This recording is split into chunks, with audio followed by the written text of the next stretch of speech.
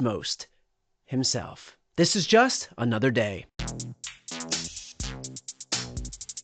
Every year in our nation's capital, presidents and first ladies set time aside to honor individuals who've made significant contributions to our culture through the performing arts. Well, I mean, not in 2017, 2018, or 2019, but definitely before and after that. Well, apparently, times have changed. And I'm delighted to be here as we officially announce the incredibly talented artists who will be celebrated later this year at the 2025 Kennedy Center Honors. It's going to be a big evening. I've been asked to host. I said, I'm the President of the United States. Are you fools asking me to do that? Sir, you'll get much higher ratings.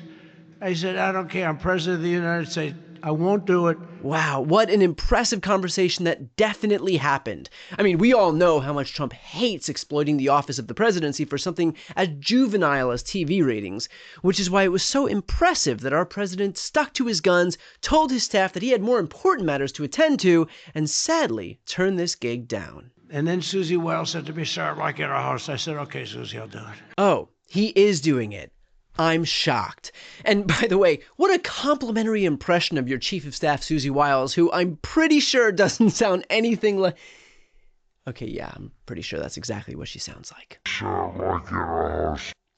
But today wasn't just about Trump yet. First, he had to get all those pesky Kennedy Center nominees out of the way. First is country music star, actor, and producer George Strait. Second is actor, singer, philanthropist, and star of the Broadway stage, Michael Crawford is being honored. His name is Sylvester Stallone. Gloria Gaynor, it's an honor to present Kiss. Ah, so close. Not a bad list for the Kennedy Center.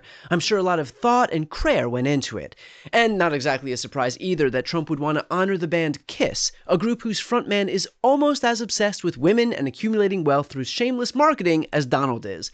But now that the main reason for the entire event is out of the way, Donald Trump felt it only fitting to release his two Vanna Whites and make the rest of the hour about himself. In a few short months since I became chairman of the board at the Kennedy Center, we have completely reversed the decline of this cherished national institution. It was being run down. Money wasn't being spent properly. They were building things they shouldn't have built that nobody wanted instead of taking care of the great gem that it is. You look at the marble, look at the quality of the marble and the things that with a little fix-up and a little work, we can make it unbelievable. Yes, in keeping with the namesake of the Kennedy Center, Trump is living by one of our former president's most famous quotes.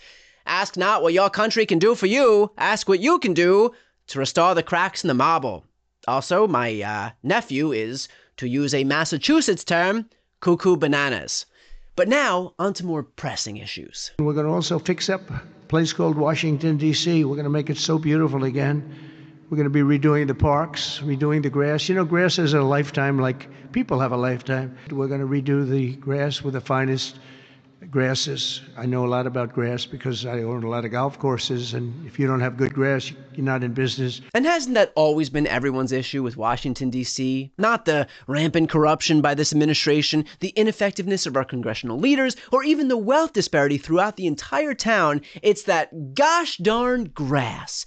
Donald Trump doesn't want to rectify our nation's problems, he just wants to beautify them. We're going to get all brand new, highest level seats, magnificent seats, and it's going to be all new. We could have taken the existing ones and do a little paint job, a little fabric, but it's not the same thing. Well, that is great news, especially for all those folks who live inside of Trump's ass. At least for their benefit, he'll be sitting on something new and comfortable.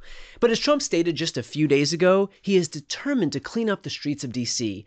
And I mean the literal streets. You fix up the curbs. You get rid of the medians in this town are just horrible. Wow, Trump doesn't just hate the media, he hates the medians, which is quite surprising for a guy whose entire political career has been marked by dividing our country. But look, Donald Trump hears the critics. He knows that all of his valiant efforts to solve America's problems will never be accepted with open arms by everyone. Already they're saying, he's a dictator. The place is going to hell, and we've got to stop it. So instead of saying he's a dictator, they should say, we're going to join him and make Washington safe. And where would anybody get this crazy notion that Donald Trump is a dictator other than by listening to the exact words that fell out of his face in this exact same speech? Don't forget, in the border, everyone said it would take years and you'd have to go back to Congress. I never went to Congress for anything. I just said, close the border. And they closed the border. And that was the end of it. I didn't go back to Congress. Yep, nothing like a guy bragging about usurping the authority of another branch of government to really quell all those dictator accusations. But putting aside our definite march toward autocracy for just a moment, today was a stark reminder of what Donald Trump is truly passionate about: entertainment. He loves the show, the facade, the appearance of quality. Donald Trump's entire life has been about creating things that are pleasant to the eye but lack any real substance. Or not pleasing to the eye and also lacking substance.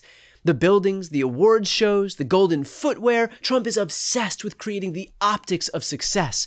But that's very different from achieving actual results. Moving homeless people out of Washington, D.C.'s parks doesn't solve the homelessness crisis in America any more than firing the person who gave Trump accurate but disappointing jobs numbers solves the chaotic downturn in our economy.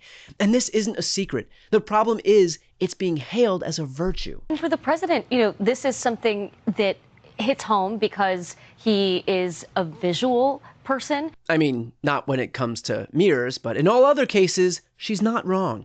If Trump doesn't have to see 17 million Americans losing their health care, something he promised wouldn't happen, or see prices rise due to inflation, something he promised he'd reverse, or see families who are unable to afford IVF, even though he promised to make it free, then to him, the problem is solved. The thing is, governance is not about the visuals. It's about genuine results and accountability for your decisions. And when you lack the ability to achieve those things, you cover up your incompetence with shiny objects in an effort to distract people. I mean, who has time to care about our commander-in-chief turning the National Guard into his personal police force when there's brand new concrete in the Rose Garden?